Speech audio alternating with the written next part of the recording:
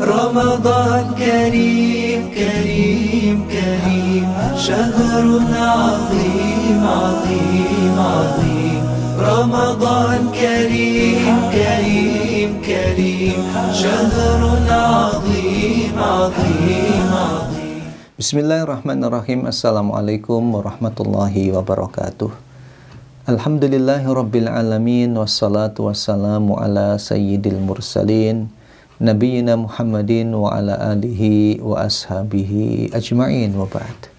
Saudaraku yang dirahmati Allah Subhanahu wa taala, di dunia ini kita membutuhkan rahmat dan kasih sayang Allah. Di akhirat kita juga membutuhkan rahmat dan kasih sayang Allah Subhanahu wa taala. Kita di dunia membutuhkan rahmat agar segala yang kita miliki dan kita terima melekat kemanfaatan-kemanfaatan. Kita berharap rahmat itu melekat pada harta, sehingga harta yang kita miliki mendatangkan manfaat.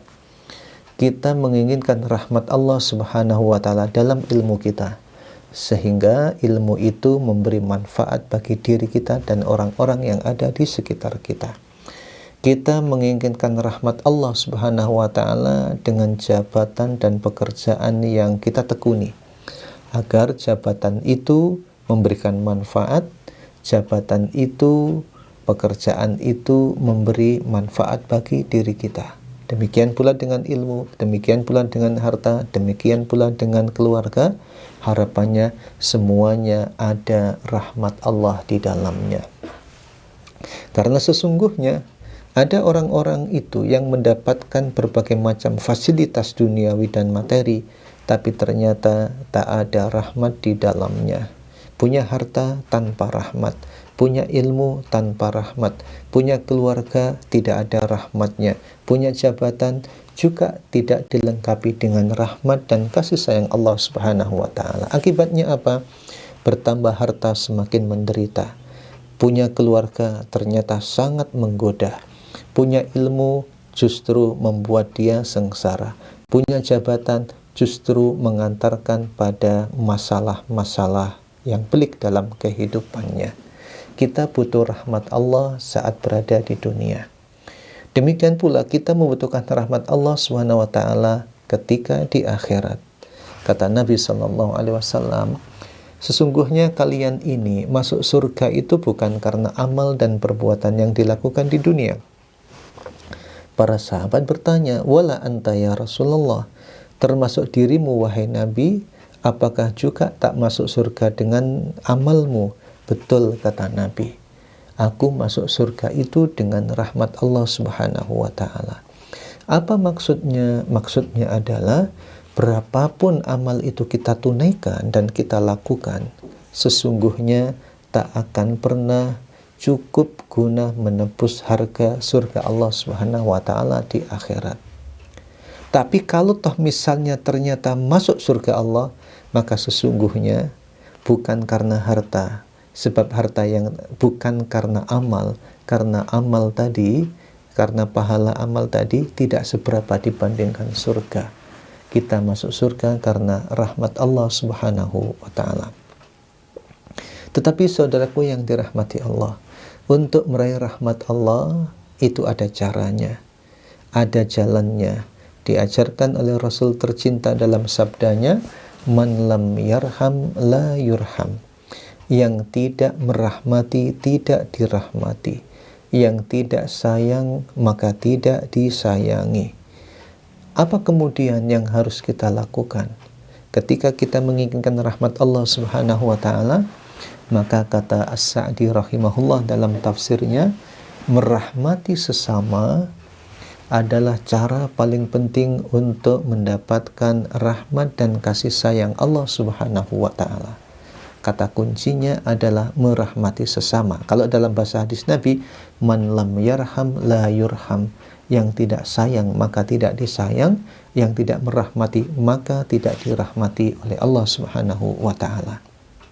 Kalau begitu, apa yang harus kita lakukan? Kata kuncinya adalah merahmati, dan inti rahmat itu, kata Ibnu Al-Arabi rahimahullah, maknanya adalah iradatul manfaati. keinginan untuk memberi manfaat. Apabila kita menginginkan memberi manfaat, ada keinginan dalam hati berbagi manfaat kepada orang lain, maka itu pintu untuk meraih rahmat dari Allah Subhanahu wa ta'ala. Saudaraku, berilah manfaat orang lain dengan ilmumu. Itu adalah merahmati dan akan dirahmati. Berilah manfaat pada orang lain dengan hartamu. Itu merahmati dan akan dirahmati oleh Allah Subhanahu wa ta'ala. Berilah manfaat orang lain dengan jabatanmu, dengan kekuasaanmu. Itu merahmati dan akan dirahmati. Berikanlah manfaat kepada orang lain dengan apapun yang kamu miliki, maka engkau akan diberi rahmat oleh Allah Subhanahu wa ta'ala.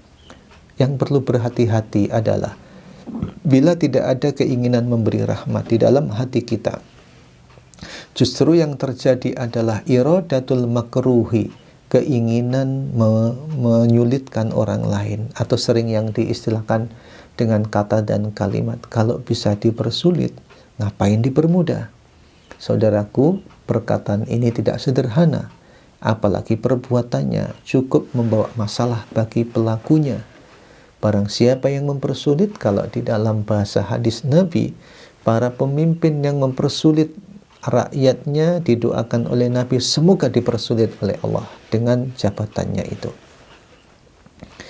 Orang yang mempersulit orang lain, kata Ibnul Arabi, dhaba al-iman wal Islam. Bisa hilang itu imannya, bisa hilang itu Islamnya. Kenapa? Karena tidak punya keinginan memberi manfaat orang lain.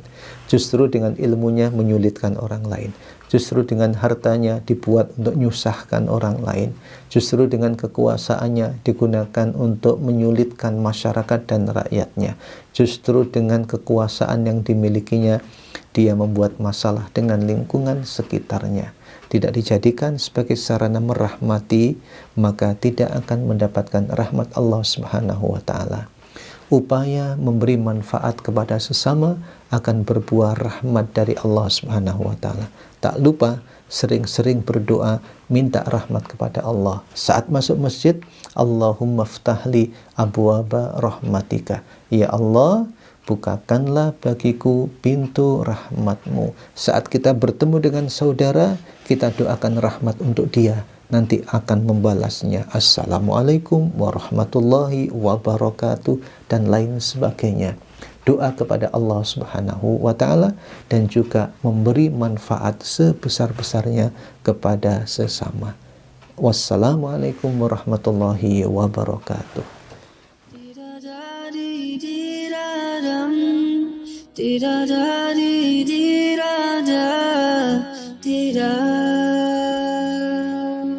You're the only one I turn to.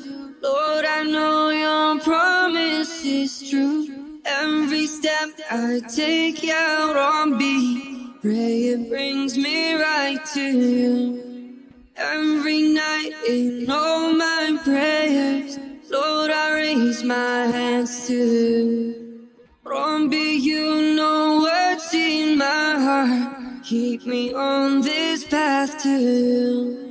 You forgive all those who seek you. Who do I call if it's not you? Pray one day I'll meet you, Rabbi. Won't you bring me back to you?